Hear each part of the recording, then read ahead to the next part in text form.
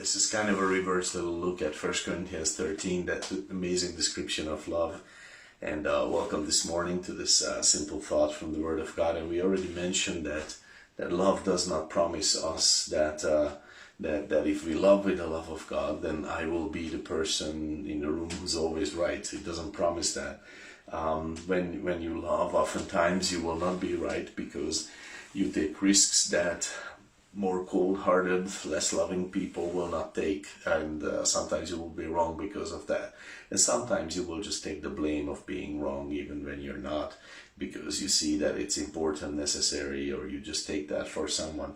And why do you do that? Because in 1 Corinthians 13:7, love bears all things, it endures all things.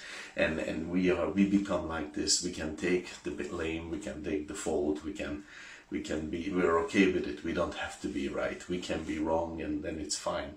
And that's so wonderful. It's so much better. It is actually a freedom to have that and to be able to do that because of love. Also, we mentioned that loving will not make you the smartest person, the best person, I don't know, the most successful person, the best reasoning person in the room, the I don't know, the bestest at something. Love does not promise that if you love, then you will be that way. But if you love, you will be able to enjoy someone else who is good at it, and you don't mind them being good because in 1 Corinthians 13:6, love rejoices with the truth, and in verse 4, love does not envy. It's not interested in being in that battle where I want to be the better one, or I want to be on the top, and I need to be that guy who is the best at this thing, and I need to show it to everyone. There's just not that interest, but I can partake in the joy of someone else who is good at it because I love. And that's so wonderful. That is amazing. It is so much better than being in the race and trying to elbow everyone down and trying to get to the top of the heap. Instead, by loving, you are participating in others' joys and others' successes, and it's really wonderful. It's a different life.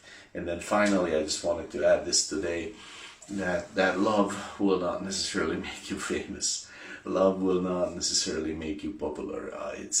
Being popular, oftentimes it just means that you're playing the social game well in the group, and you are therefore most liked by many because you have manipulated the situation well.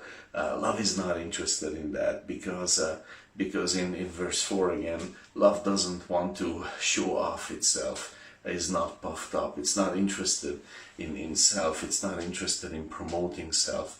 This is not so interesting for love. But and love doesn't promise this. That we will be applauded and all that. But if we love, that love will give us a lot of meaningful relationships.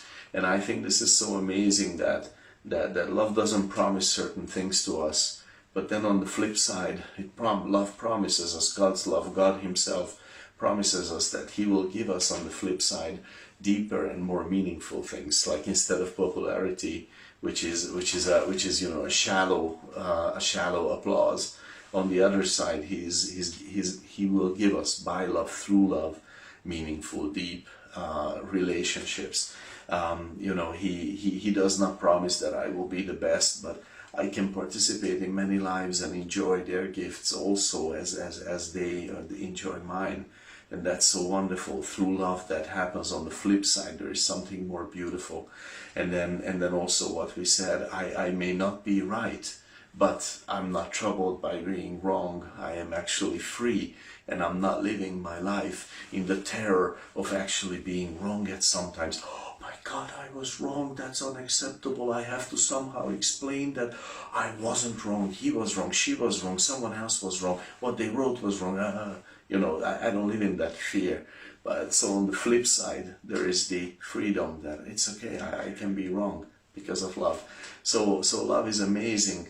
Love doesn't promise us all these ridiculous and shallow things, but on the flip side, Love promises us beautiful and deep and actually the things that we need. This is because God knows us. God knows how we're made, and we are made to His image. So in His love we revel. In His love we rejoice. In His love we are fulfilled.